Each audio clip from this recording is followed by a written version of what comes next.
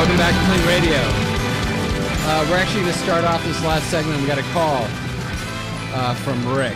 Rick, are you there? Hey. Hey, Rick. Hey, Rick. Hey, Rick. Hey, so I called back a couple weeks ago, actually, and we talked about how do you know if you're an alcoholic. I don't know if you remember. Sure. But I actually have a question about ecstasy. I was wondering if you could help me out. Absolutely. Okay. Ask away. So I have a girlfriend, okay? That's great. And her name is Subu. Subu? Yeah. She's actually, the name sounds just the way, she looks just the way the name sounds, actually. Okay. Is this going somewhere, Rick? Yeah, you got an actual question, or? Yes, I do. I actually do. So she started doing ecstasy, and she starts putting it up in her ass, saying that it'll work quicker. Okay, well, bye, Rick. Thank you. We have our first. We're honored. That's like our first call ever. best prank call. As good as at the end of the show. And what's great is that what's great about radio is there is a dump button, and if you can't make yourself laugh, who can you make laugh? Right. Keep ripping and tearing, Buckshot. That was hilarious. I was treating a medical doctor once, and he had esophageal varices, so he couldn't drink anymore, right? Right. Actually, what he did is he put alcohol and gave himself an enema. I am not kidding you. The guy had to have alcohol so bad that he was willing to do anything. And it was Stevie Nicks that did it, right? Yeah, that's right. Good. But getting back to just quickly, it's like growing up, my heroes were like my TV shows that I'd watch were like I remember seeing Die Hard and watching Bruce Willis smoke in an airport, drinking like a whiskey sour, or what I thought was probably a whiskey sour. Going, man, he's cool. But see, the point that I want to make with this is how we would go to any lengths to get high, and in any way we would. Yep. See, I mean, that's part of what this disease does to us, is that we will do anything in the world. One of the things I talk about in 12 Stupid Things is that if you want to get well, you've got to approach it with as much commitment as you had when you were out there getting loaded. And if you don't come in with that same kind of energy, if you don't go after it with the same kind of zest and zeal that you had before, you're not going to do it. You're not going to make it. It's a lifestyle change. It is, isn't it? It's a walk. It really is, man. I agree. And you got to take it on. I mean, you got to go all in, like we say before. We went all in before.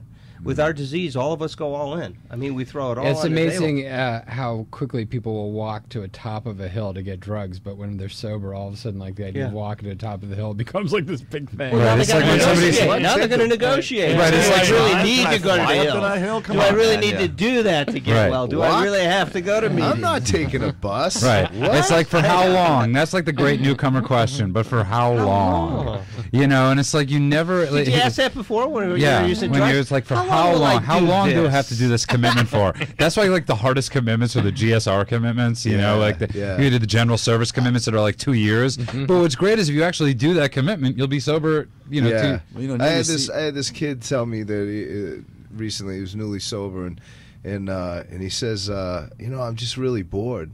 And I said, I have a friend of mine who I got sober with in '85 who's doing first-degree murder right now, and he's really bored. I bet. Sitting in his cell. He's bored. That's boring, really, everything is going to be what you make out of it, So I was taught early on, go out, go dancing. You can't hide from it. It's everywhere. So go have fun. Find some people and some peers that are having a good time, that are having a blast, going to dinner, going out, going to clubs, go dancing, travel, take a trip.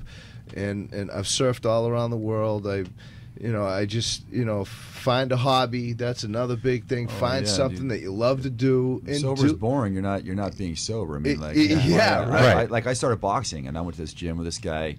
He fought Lennox Lewis. He literally eats babies for breakfast. And I was in there just punching the bag like, he was like, "Go home, dude. Call it a day." I'm like, but you find some. If it takes like 2 months, then go do that. But invest yourself, like you said. You went and you drank and you partied. Well, why not try and take that same energy and make it really happen? If you're bored sober, you're not really living sober. Well, I used to hear people say, if you're bored, you know why you're bored? It's because you're boring. Yeah, live your life. Mike, you go out, you dance, you chase women, you do things, you still act. You're I mean, you know, you're on set, you're meeting these beautiful women, you're traveling, you're sober, are you bored? No, you're having a great time, right? I had to learn how to say yes. You know, I really decided anytime somebody would ask me something, up to reason, of course, I would say yes.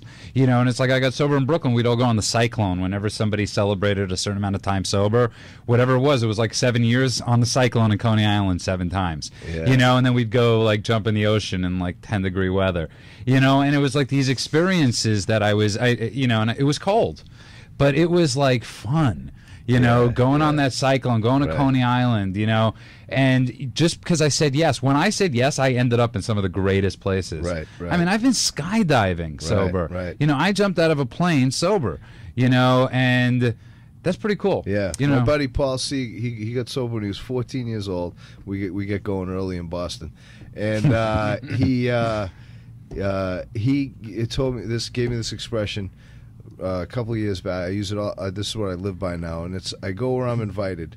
You know, you invited me here tonight, so I'm coming. I'm showing up, and you know, where I just go where I'm invited. And that's, for me, that's just like you said, say yes. Someone invites you, son. Also, say yes. people, we take like, you're like, oh, I got to get sober forever. For how long? For 2 years? For 3 years? For, you know, we put all this pressure on yourself. You're already losing before you even walk out the door. You know, like in Hell Week with Navy SEALs, I read one thing that really resonated with me, and that's that they tell people, don't think about the whole week, because if you think about the entirety of Hell Week, you're going to quit right now. Right. Stay on this one evolution, finish this evolution, and get through this, and go on to the next one. Think about what's at hand right now. If you think about your marriage and your job and your career and your Live kids, in the and moment. yeah, then you're of course you're going to be like, Which is take it. Well, talking about living the moment, we're actually running out of time. Okay. Great So segue. I really want to just take a little time at the end of this show to actually thank our guests, because last time we just cut everybody off real quick.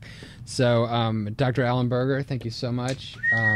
Really recommend people check out his books. I'm going to be reading your books. They're all on Amazon.com. Yes, they are. Yep, and go check those out. And you also have a great conference coming up, evolutionofaddiction.com. Evolutionofaddictiontreatment.com. Yep, December 8th through 11th at the Westin LAX And Hotel. we're So going if to put you're- that on our clean site so people could also Everybody find can it. go to Facebook and enter Clean Radio in the pages section. All this information will be there. Also, cleanradio.com is going to be up shortly, hopefully this week, which should be good. And then also our other guest, Brian S. S. Andrew has a hard time with diction sometimes. Scanal. Is that correct? Scanal. Scannell. The cops say Scannell. Scannell. So It's like Stephen J. Cannell. He used to worry this one of the same thing. Yeah, Stephen J. without the Canal, S. Canal. It's that Boston thing. I hear it one way It and is. then I hear it the other. Yeah, it's different. It is. Right? It's true. I just for love your having me. work. Looking forward to seeing work in the future. Thank you. And for thank having you me. so much for being here. Thanks. And then, of course, David Forsyth. What more can I say? Go pleasure see to him be here. tomorrow. That's what I need to say. Okay, yeah. Right? right. University of Irvine. Yeah, I'm on Facebook too, so it's an honor to be here, guys. Thank you so much. Great. Thank you, everybody, for listening to Clean Radio. Judah, any parting words? God bless, Godspeed. Wow. And I love my mother. It's all about Judah's mother. Yeah. It's all about my mom. My mom, yeah. It's all about pleasing. It was a great show. We'll see you next week with great guests. Check us out on cleanradio.com or on Facebook at Clean Radio. That's clean with a K. Everybody have a good night.